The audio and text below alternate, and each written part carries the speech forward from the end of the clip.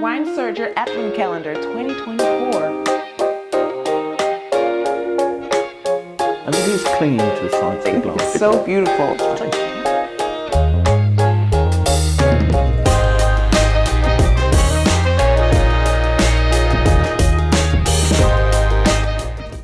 Hello everyone, welcome back to day 12 of Wine Surger's Advent Calendar 2024. We're back in Napa today. We are back in Napa, yeah. In fact, we've got our most expensive wine of the selection. $145. $145 is it? So this is Plinth's, the Vintruist, which actually is labelled as a Cabernet Sauvignon. I don't think we put that it's a Cabernet Sauvignon in the booklet, simply because it's not 100% Cabernet Sauvignon. Right. You're allowed, with American labelling legislation, to put a small percentage of other grape varieties in there. So this is 95% of Cabernet Sauvignon with 4.5% of Cabernet Franc, so a related variety, and then there's 0.5% worth of Petit Verdot as well. So the Cabernet Franc should add a little bit more freshness, and the Petit Verdot a bit of concentration. Yeah, so what is the backstory here? Because this is obviously a good wine. Well, this is This is a wine from a source that's incredibly difficult to get hold of. The owners, Flora and Jason Chang, in 2010 purchased a vineyard in Pritchard Hill in the Napa Valley, a vineyard that they went on to call the Houyi Vineyard, and they developed that and then actually sold it in 2022 to Realm Cellars. But they sold it with a contract to buy the fruit to continue buying the fruit from the vineyard. So they make a wine, a pure Cabernet Sauvignon, just from the Pritchard Hill vineyard under the Plinth label.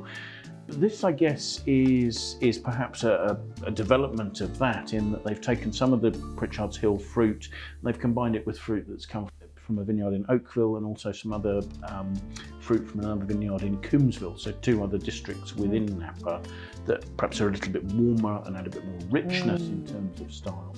So because I noticed that the alcohol percentage is really high, it's like 15.6%. Does that have anything to do? It's probably a question of warmer climate fruit. Yeah. I mean, because generally Cabernet Sauvignon is not that high in alcohol. You'll normally see Cabernet Sauvignon getting ripe at about 13.5% in places like Bordeaux.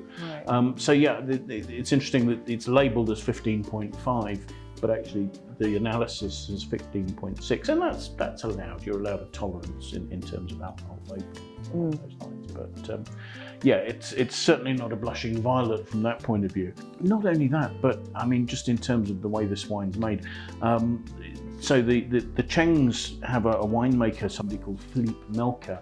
And Philippe consults and makes wines for a lot of wineries in this area, but he has quite a pedigree as a winemaker. He originally came from Bordeaux, where he made wine at a couple of fantastic properties there, Vintruist, which is in Pomerol, one of the leading wines of Bordeaux, and also Haut-Brion, one of the great first growths. So somebody who's made wine For a long time. Made wine for a long time, but with an international background as well. Yeah. Now, he first came to California to make wine at a place called Dominus, which is a winery in Yountville, owned by the Moex family, who are famous wine producers from Pomerol in France. So there's quite a sort of a French-American wine pedigree in terms of the winemaking here. But the approach is used, it's somewhat no expense spared. I mean, this wine ages in 70% new oak for 22 months. So that's a long time in oak. Yeah, you've got your investment tied up for 2 years, essentially. And oak barrels don't come cheap. And they're using barrels from a very expensive, very high quality cooper called Taranto. And the barrels they're using are actually called T5 barrels. T5? What does that mean? It's a marketing thing. But French oak has to be cured before you make a barrel. The oak staves will stay outside in the exposed to the sun and the wind and the rain to sort of leach some of the tannins, etc.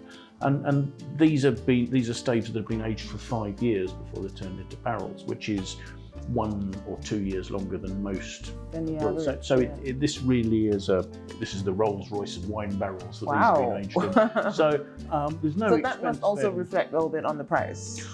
Well, yes, but actually, I think as far as Plinth are concerned, they make a single vineyard wine, as I say, from the Houyi Vineyard in Pritchard Hill. This, I think, is a cheaper version of that. I mean, normally you can't buy Plinth's Cabernet Sauvignon because they only make about 300 cases of it a year. Wow. So, and I think they sell all that off a mailing list from the vineyard. So this is actually a very almost exclusive. This is a wine that very few people get to taste. Yeah. So I'm really quite excited to try this. So let's have a look at it, shall we? Yeah, let's do it. I mean, fabulous depth of colour. I talked with some of the earlier wines we've looked at about them almost being opaque. You really can't see through that, can you? There's a real depth of colour there. Swirling it. Super deep. I'm surprised it's not showing more tears actually on the hanging down the glass. It seems to be quite fluid there. The colour. Yeah, despite the alcohol percentage. Yeah. The colour's holding really well to the rim. I mean, it's if you tilt it a bit, being careful of the floor, obviously, it doesn't become much paler at the rim. It really does have an intensity of colour there. It's quite a vibrant, sort of slightly purple ruby. It's definitely ruby. Black ruby, purple to black ruby. How about that? So let's see what we make of the aroma, shall we? Yes. Gosh, there's quite a restrained elegance there. What it makes me think of, first of all, is almost a mintiness. Mintiness, really? Yeah. But there's quite a vivid. Yeah, it's fresh. Yeah, there's a leafiness. Yeah. Isn't it? It almost makes me think of somebody's got a handful of blackcurrants and squeezed it, and you can get that sort of lovely juiciness. But sometimes there's a sort of a leafiness to that as well. But it's not. I'm actually surprised that it's not more intense and strong. Like when you first smell it, I think it's quite subtle. And yeah, there's a freshness and an elegance, which, considering that the wine is over 15% alcohol, I'm surprised by that a little actually. But so let's taste, see what we make of it.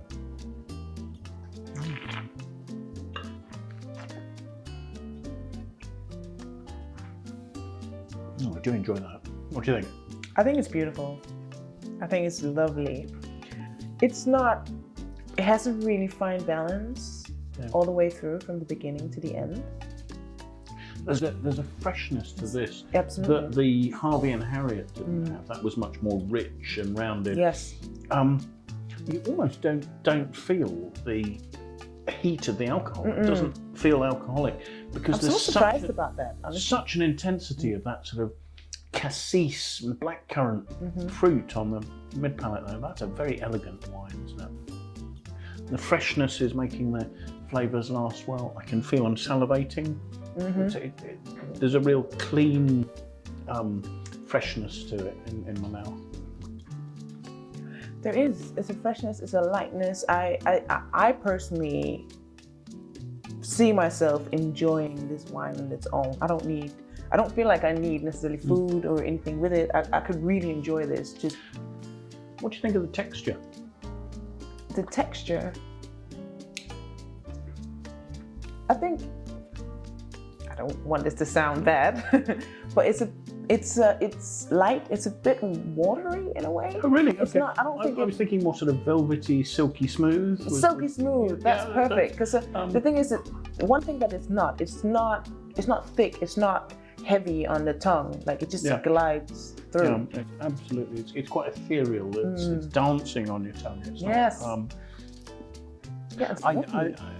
we knew that this was the most expensive wine in our lineup. I'm still really impressed by quite how beautifully balanced this is, how fresh it is. I mean, this is still quite young. I mean, this is a wine you'd expect to age for at least 10 years, probably longer, to be honest. I mean, with the structure you've got there, with the alcohol, which is going to make the wine stable, and the good acidity should all enable it to have quite a long life. But at the same time, I don't think you need to age that, to be honest. I think that's beautiful now. It's beautiful now. It's absolutely beautiful now. Actually, it is starting to, I'm seeing the tears on the side of the glass now that's there. Okay, well, I think this being the most expensive wine in our selection, I don't think we're surprised that we're really enjoying this. Absolutely not. I think this is a wine that I would go out and buy very happily. We don't have any critic scores for it because it's only just been released. And I think if you're interested in buying it, it's probably worth doing so fairly soon because this isn't a large production wine. It's gonna go quick. Yeah, no, I think this is lovely, and I think it's incredible to have the opportunity to actually taste it with the Advent calendar.